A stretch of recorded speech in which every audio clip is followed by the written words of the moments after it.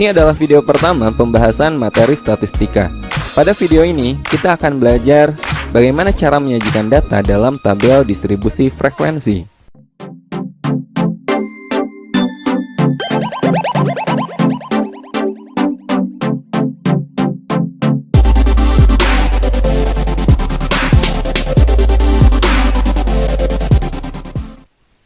Oke, pada video ini kita akan belajar bagaimana cara menyajikan data dalam tabel distribusi frekuensi atau data berkelompok. Nah, pastinya teman-teman waktu SMP pernah belajar data tunggal, di mana data itu disajikan satu per satu, ya.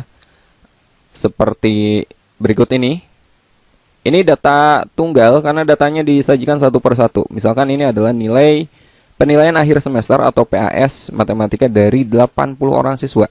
Seandainya datanya sedikit, misalkan hanya 10, hanya 15, itu bisa dengan mudah kita sajikan dalam bentuk data tunggal. Kita bisa mudah menganalisisnya.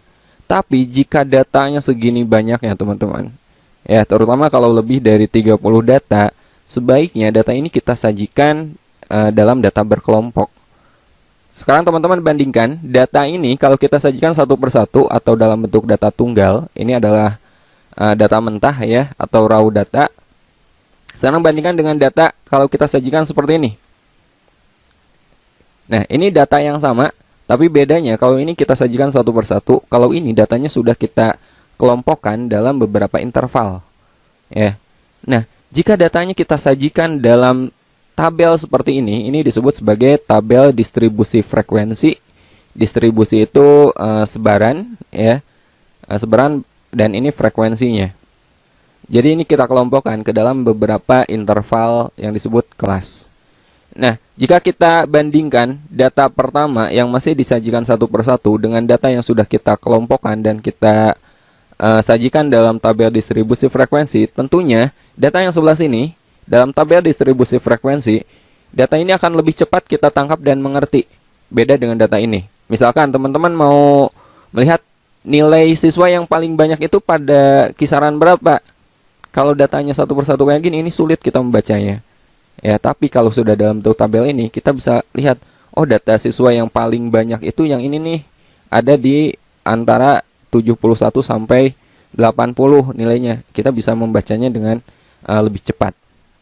Kemudian keuntungan atau kelebihan kita menyajikan data dalam tabel distribusi frekuensi, kita bisa lebih mudah melakukan proses analisis data berikutnya. Ya. Nah, pada video ini kita akan belajar bagaimana cara menyajikan data seperti ini, data mentah seperti ini, nanti kita sajikan ke dalam tabel distribusi frekuensi. Sebelum kita belajar menyajikan data dalam tabel distribusi frekuensi, ada beberapa bagian pada tabel distribusi frekuensi yang perlu teman-teman ketahui. Yang pertama, ada yang disebut dengan kelas interval. Oke, ini perlu teman-teman pahami karena akan kita gunakan pada materi berikutnya, terutama pada perhitungannya nanti. Ada yang disebut dengan kelas interval. Kelas interval itu kelompok nilai data yang ditulis dalam bentuk interval, teman-teman. Contohnya pada tabel ini kelas interval nih, 31 sampai 40, 41 sampai 50, 51 sampai 60. Nah, ini kelas interval. Yang pertama, yang ini adalah kelas pertama, kelas ke-1. Ini kelas kedua, nah ini kelas ketiga ya, dan seterusnya sampai yang bawah, ini kelas terakhir. Oke, nah jadi ini disebut sebagai kelas interval.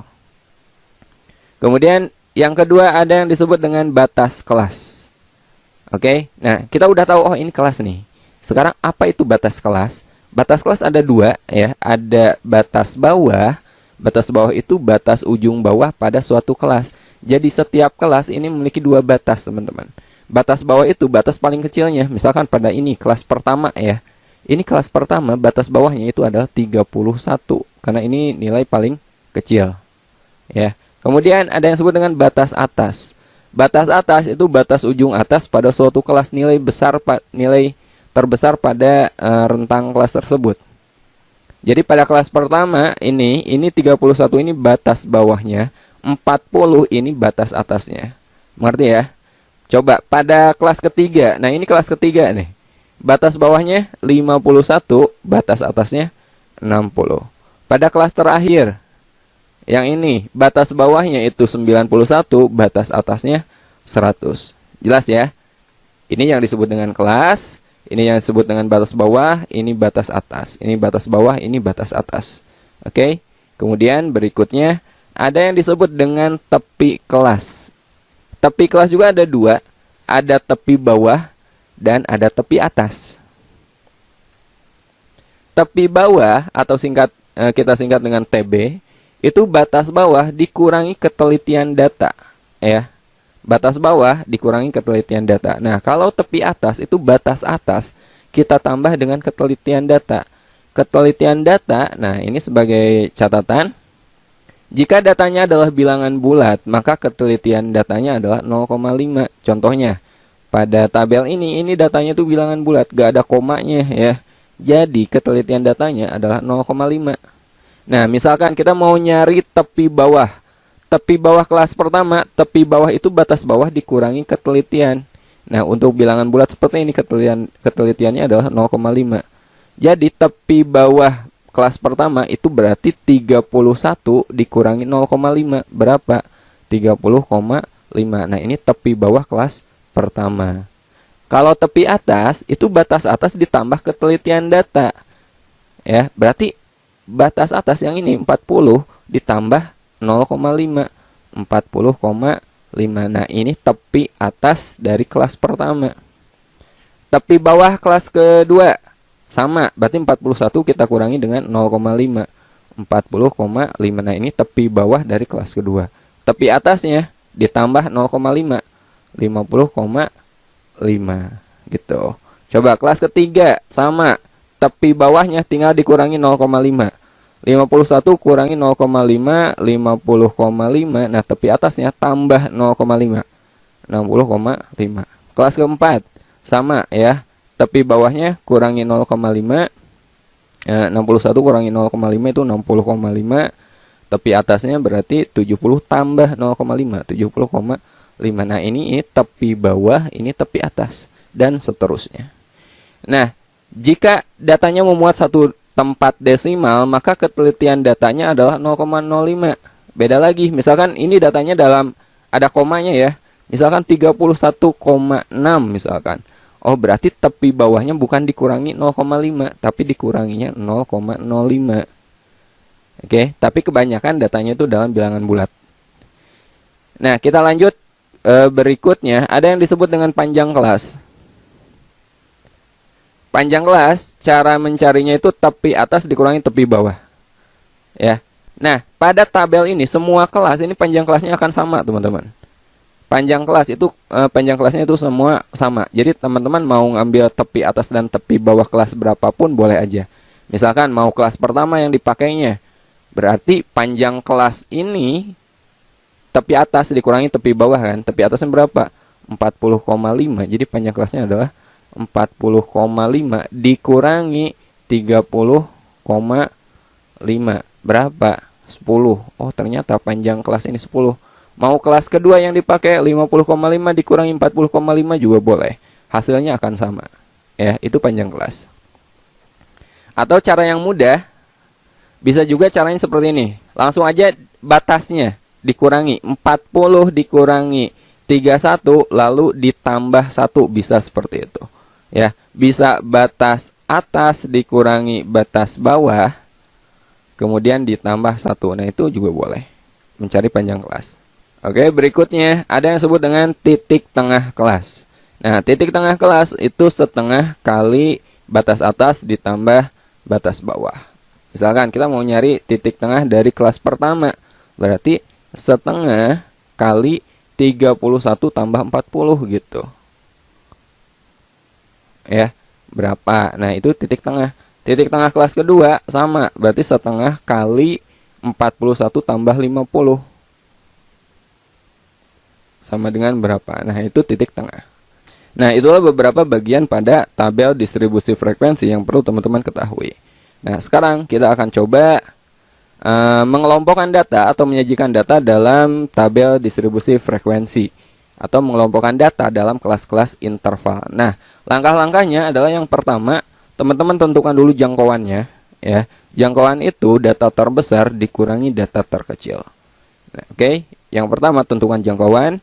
Yang kedua, tentukan banyak kelas interval. Banyaknya kelas, ini rumusnya banyaknya kelas atau K itu sama dengan 1 ditambah 3,3 kali log N. Di sini log itu logaritma, N ini adalah banyaknya data. Dan yang ketiga, kita tentukan panjang kelas. Panjang kelas itu caranya jangkauan dibagi banyaknya kelas. Ya, nah ini 3 langkah yang kita perlukan untuk menyajikan data dalam tabel distribusi frekuensi. Untuk lebih jelas, kita coba latihan berikut ini. Sajikan data berikut dalam tabel distribusi frekuensi. Nah, di sini ada berapa? Ada 40 data ya. Ini ada 40 data akan kita sajikan dalam tabel distribusi frekuensi. Yang pertama, kita tentukan dulu jangkauan. Jangkauan itu data terbesar dikurangi data terkecil. Pada tabel ini data terbesarnya mana? Data terbesarnya 95 ya. Data terkecilnya oke, 42. Nah, jadi jangkauannya adalah 95 dikurangi 42. Jangkauannya adalah 53. Yang kedua, kita tentukan banyak kelas interval. Rumusnya K sama dengan 1 ditambah 3,3 log N. Jadi pada data ini N-nya berapa? N itu banyaknya data ya. Ini banyaknya data kan 40, berarti N-nya itu 40. Jadi banyaknya kelas adalah 1 ditambah 3,3 kali log 40. Log 40 ini bisa teman-teman cari pakai kalkulator. Log 40 itu 1,6 ya. 3,3 kali 1,6 itu 5,28. Jadi sekarang kita hitung 1 tambah 5,28, 6,28 atau kita bulatkan aja 6. Jadi banyaknya kelas adalah 6. Dan terakhir kita tentukan panjang kelas ya.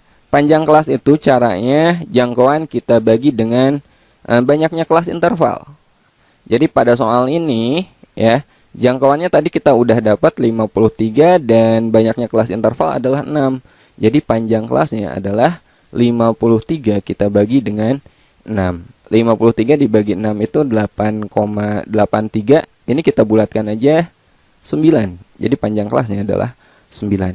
Nah, ini yang kita perlukan untuk membuat tabel distribusi frekuensi. Oke, kita buat tabelnya. Nah, karena tadi kita udah dapat banyaknya kelas adalah 6. Jadi ketika teman-teman bikin tabel ke bawah, ini banyaknya baris sesuai dengan banyaknya kelas. Jadi di sini banyak kelas 6, berarti barisnya kita buat 6. 1, 2, 3, 4, 5, 6. Ya, karena nanti akan ada 6 kelas interval. Oke, kita tulis dulu intervalnya. Tadi nilai terkecilnya adalah 42. Berarti interval pertama 42. Sampai berapa? Lihat panjang kelasnya. Panjang kelasnya 9, jangan ditambah 9, tapi ditambah panjang kelas dikurangi 1 ya. Berarti kita tambahin 8, teman-teman. Ya, ingat karena panjang kelas itu bukan batas atas dikurangi batas bawah, tapi tepi atas dikurangi tepi bawah tadi kan. Ya, jadi ini kita tambah 8 berapa? 50. Oke. Sekarang kelas kedua berarti dari 51, karena ini kan 50. 51 ditambah 8. 59. Ini dari 60 mulainya. 60 tambah 8, 68. Kemudian ini 69 tambah 8, 77. Ini 78 tambah 8, 86. Berarti ini 87 tambah 8, 95. Nah, untuk mempermudah menentukan frekuensi, di sini saya tambahkan satu kolom, yaitu kolom turus atau teli. Biasanya teman-teman lihat turus atau teli ini dalam pemungutan suara biasanya, ya. Nah, ini untuk mempermudah kita menentukan frekuensinya. Caranya gini, kita mulai data pertama 58. 58 itu ada pada kelas yang mana? 58 itu kan kelas yang ini. Kita tulis 1 gitu. Kemudian 53 itu masuk ke sini lagi, berarti 2. 56 ke sini juga 3. Kemudian 64 di kelas ini antara 69 dan 68. Kemudian 50 masuknya ke kelas pertama.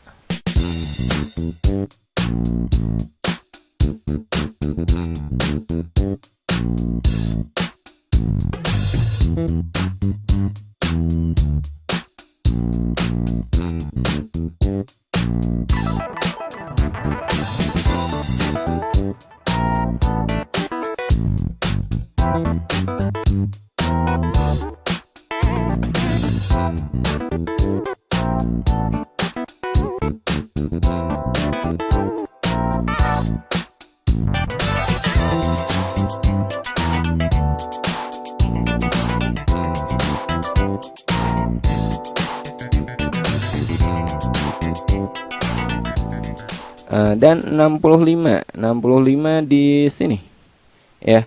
Nah, jadi kita tinggal hitung turus atau talinya untuk menentukan frekuensinya. Yang pertama, kelas pertama itu ini berapa? 6 ya. Jadi frekuensinya 6. Ini 12. Ini berapa? 6. Kemudian ini 8 dan ini 5. Ini 3. Nah, ini frekuensi dari masing-masing kelas ini. Nah, jadi data yang ini sudah kita sajikan dalam tabel distribusi frekuensi. Oke, itulah cara menentukan atau cara menyajikan data ke dalam tabel distribusi frekuensi data berkelompok. Sampai ketemu di video berikutnya. Assalamualaikum warahmatullahi wabarakatuh.